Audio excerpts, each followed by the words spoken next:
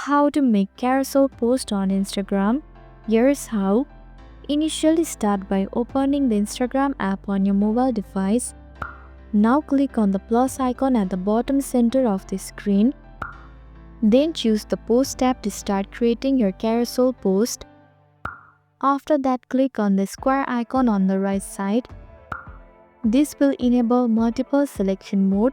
Now select as many photos and video you want to include.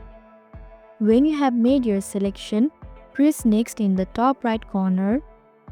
At this stage, customize your photo by adding text, emojis and filters. Then tap the next button once again. Finally, write your caption, tag friends, or even add a location if you want, and hit the share button to publish your carousel post. And there you go. I hope this video helped.